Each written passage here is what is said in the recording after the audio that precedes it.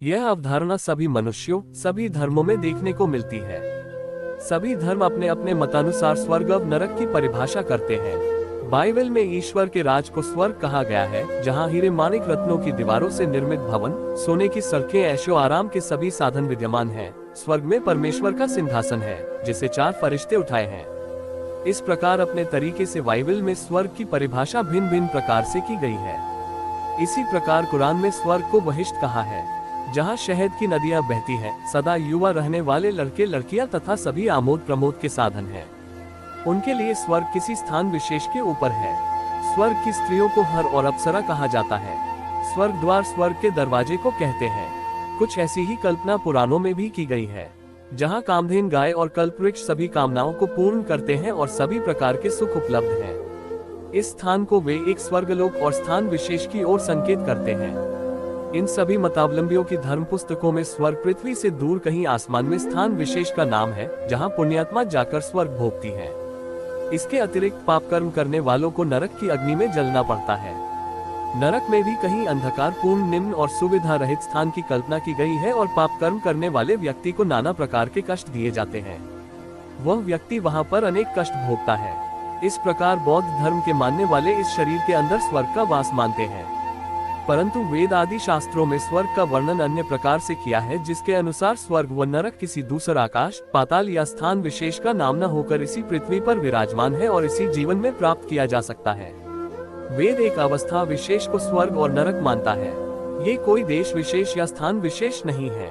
मत पंथों ने ये कल्पना कर रखी है कि स्वर्ग में अनेक प्रकार के भौतिक सुख प्राप्य होंगे और नरक में धधकती ज्वाला में जीव सदा के लिए जलते रहेंगे।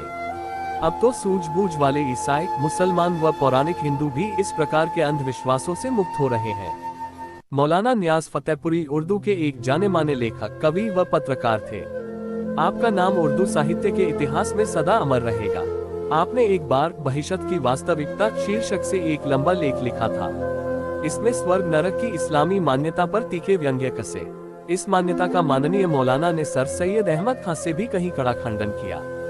पौराणिक, मुसलमान व ईसाई सभी यह मानते हैं कि उनके मत को मानने वाला व्यक्ति ही स्वर्ग में प्रवेश पाएगा, अन्य सब नरक में फेंके जाएंगे। एक प्रकार से सब मत पंथों के लोग नरक में ही तो जाएंगे। कारण यह है कि जो लोग अपने मतानुसार स्वयं को स्वर्ग का अधिकारी माने बैठे हैं, उन्हें अन्य मत वाले नरक में धकेलेंगे। जो सुख विशेष की प्राप्ति कराए उसे स्वर्ग कहते हैं, अथवा जहाँ सुख विशेष के साधन उपलब्ध हो उसे स्वर्ग कहा जाता है।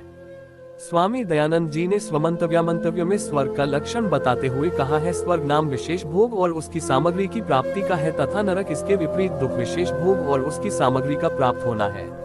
नरक का कारण पाप कर्म होते हैं। पाप स्वयं नरक की अग्नि है। अनृत कथन करने वालों तथा असत्यवादियों ने इस गहरे स्थान को बनाया है। फिर भी यदि कोई नरक को स्थान विशेष पर माने तो यह उसकी अविद्या है। वेदों में कहा है कि पापी अपने पतन का गट्टा स्वयं खोदता है। उस पर धरती आकाश क्रोधक वर्षा करते हैं। वह चुपचाप पतन के गड्ढे में गिरता है। पापी को मारने के लिए पाप महाबली है। उसका अपना शरीर तथा संतान तक साथ नहीं देते, वह स्वयं उनका शत्रु बनता है। उस दया करना पाप को बढ़ावा देना है। अत्याचारी एवं पापी ईश्वर के तेज में अचेत सोते हैं। प्रत्येक धर्म ने अपने स्थानीय वातावरण अनुसार स्वर्ग और नरक की कल्पना की है। जो कुछ भी उनके स्थानीय वातावरण में सुखदायक है वह स्वर्ग के समान है, और जो कुछ उनके स्थानीय वातावरण में दुखदायक है वैसा ही उनका नरक भी है। अतः तपते हुए रेगिस्तान में पनपे मुसलमानों का स्वर्ग बशित, जन्नत, छायादार तथा ठंडा रहता है और बहुत सारे जल स्रोतों से परिपूर्ण है, क्योंकि अरब में इन्हीं वस्तुओं की कमी है। बहिश्त फल फूलों से लदा हुआ है तथा वहाँ परियों जैसी सुंदरियां अल्लाह के विश्वासनियों की सेवा करने के लिए हरदम तैनात रहती हैं। इस्लामी नरक, दोज़ख, जहन्नुम हमेशा आग की तरह तपता रहता है, जैसा कि अरब का वास्तविक वातावरण है। दोज़ख में काफिरों विधर्मियों को यातना देने का सामान हर समय तैयार रहता है, ताकि काफिरों और हिंदुओं को बुतपस्ती करने के अपराध में जलाया जा सके। कदाचित उन्हें यह विदित नहीं कि हिंदुओं का शरीर तो दाह संस्कार के समय से ही जल चुका होता है और आत्मा कभी नहीं जलती। इसके विपरीत यूरोप में बसे ईसाइयों के स्वर्ग में सूर्योदय तो सदा सुख प्रदान करता है, किंतु उनका नरक बर्फ से हमेशा ढके रहने के कारण एकदम ठंडा है। सभी धर्मों का काल्पनिक स्वर्ग आकाश में है और नरक धरती के नीचे है।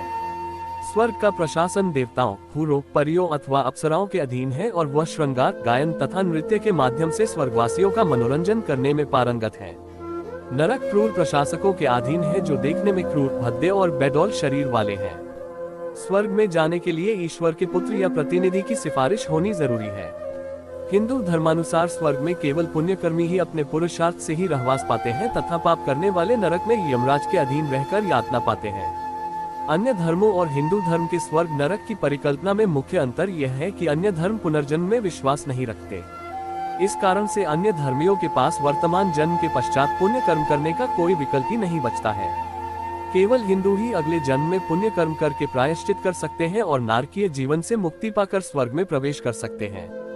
वो उन्हें निराश होने की जरूरत नहीं, उनके पास आशा की किरण है।